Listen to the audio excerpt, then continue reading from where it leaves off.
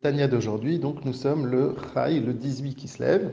On va faire le Sioum, on va terminer le livre du Tania pour recommencer demain, Yutet qui se lève, recommencer le Tania. Donc dans ces dernières parties, le Admor Hazaken commence avec des remarques, des reproches, en disant que de toute façon, les reproches c'est quelque chose de positif. Pourquoi? Parce que même si on les répète 100 fois, au bout de la 100e fois, à partir du moment où ça rentre à l'intérieur de nous, ben, ça peut nous permettre de changer.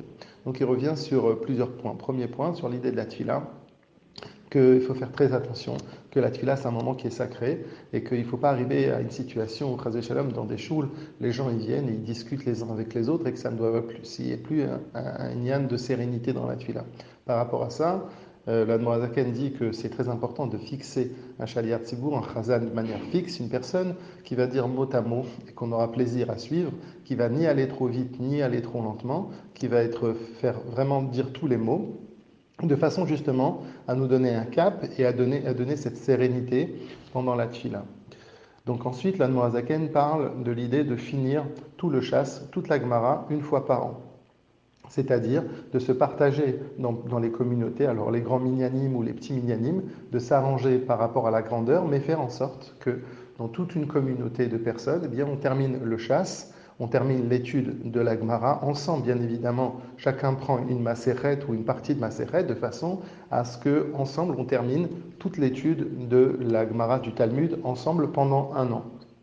D'ailleurs, ceux qui s'engagent à ça, justement, feront en sorte de lire une fois par semaine le Kuf Yutet, le Teilim 119. Alors, il a une particularité, ce Teilim, c'est que, en vérité, à chaque 8 psukim, il commence avec une lettre de l'alphabet. Donc, on commence avec le Aleph pendant 8 psukim, ensuite le Bet pendant 8 psukim, de façon à dire toutes les lettres de l'alphabet. Le Admorazaken donne aussi une autre etza, encore un autre conseil.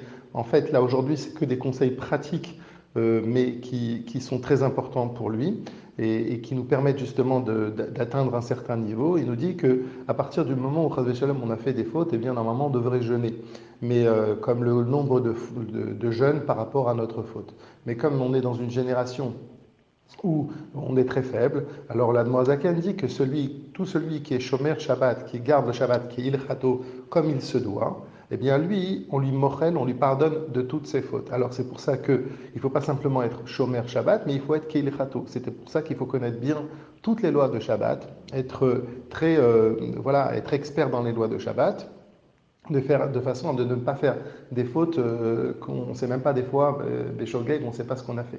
Donc connaître bien les lois de Shabbat et aussi rentrer dans le sujet de Shabbat de manière profonde. Parce que comme dans chaque mitzvah, il y a la partie profonde et la partie extérieure de la mitzvah. On pourrait dire que la partie extérieure de la mitzvah de Shabbat, c'est quoi? C'est de ne pas faire de averot, de ne pas faire de melacha. Et la partie profonde de Shabbat, eh bien, ça veut dire quoi? Elle se partage en deux.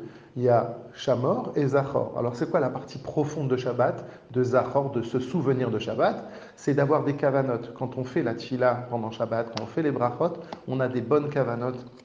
On pense, on privilégie ce moment important.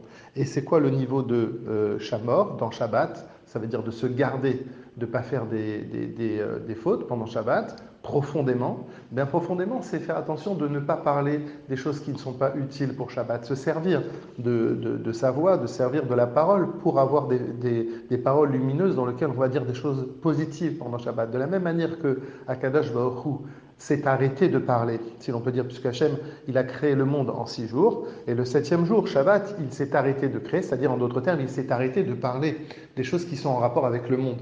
Et à nous aussi, Shabbat, on doit faire comme Hachem, on doit s'arrêter de parler des choses qui sont matérielles, et élever notre parole, et faire que ça soit une parole qui va être une parole dans laquelle on va voir la présence d'Akadosh Baruch Hu, toute la lumière du Shabbat.